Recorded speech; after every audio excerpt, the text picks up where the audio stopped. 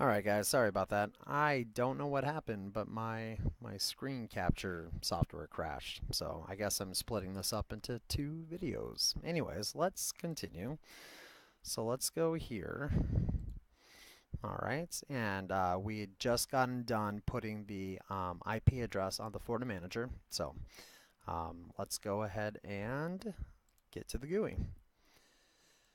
Alright, so we'll put in the IP address of 10.10.10.250, and this is normal, so it's just saying that it cannot verify the cert, and that's fine because on the FortiManager it is self-signed.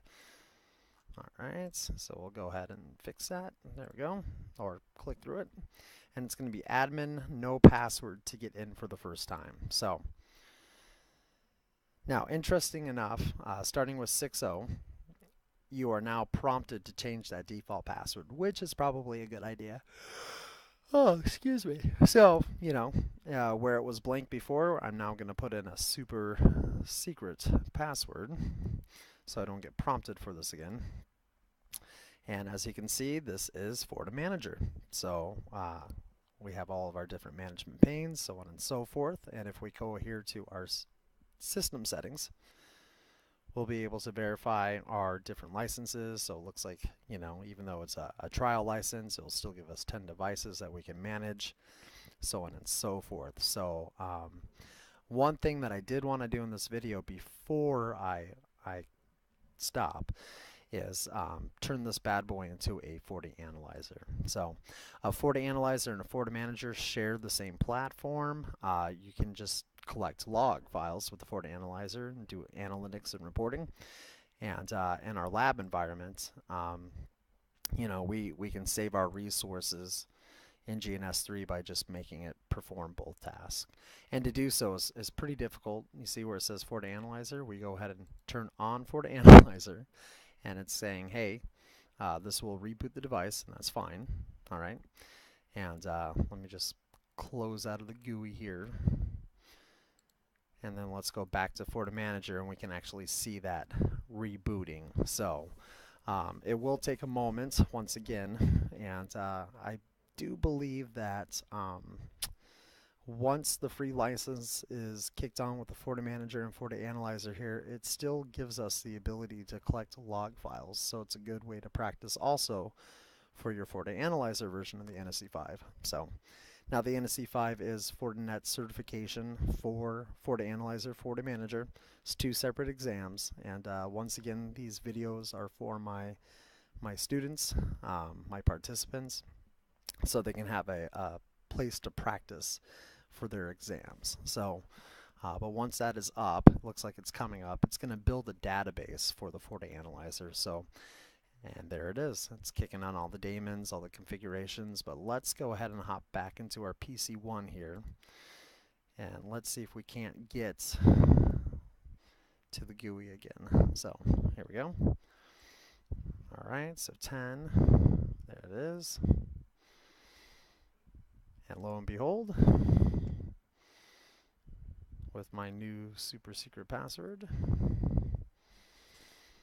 Alright, so where we had our management panes for the FortiManager, we now have, into addition to that, the features of the FortiAnalyzer. So we can have two in one. So let's go over to settings real quick just to confirm this.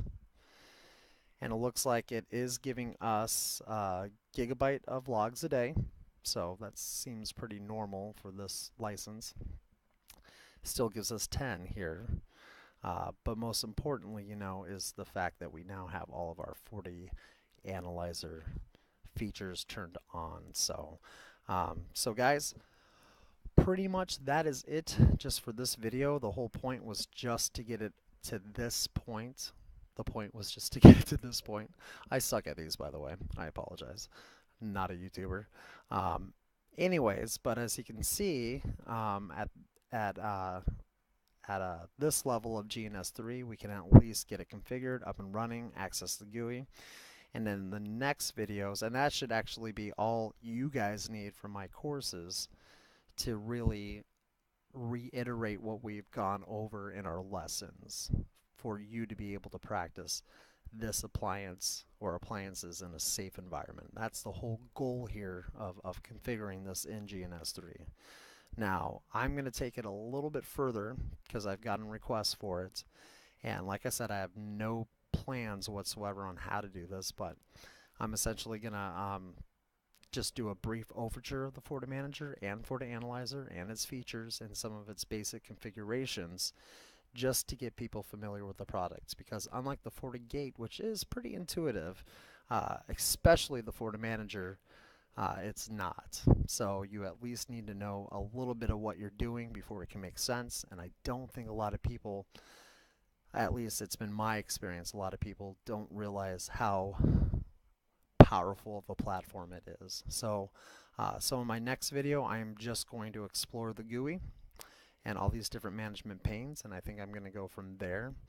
And then after that, I'm going to start building an environment almost like it was in a production environment. So we'll go through like maybe some best practices, some settings, we'll import in some FortiGates, we'll import in some logging, and I'm also going to take advantage of maybe just trying some things out with you guys in videos and see what we can do in our lab environments. So, but I hope you guys found this helpful. Maybe you did, maybe you didn't. And I will see you guys next time. So.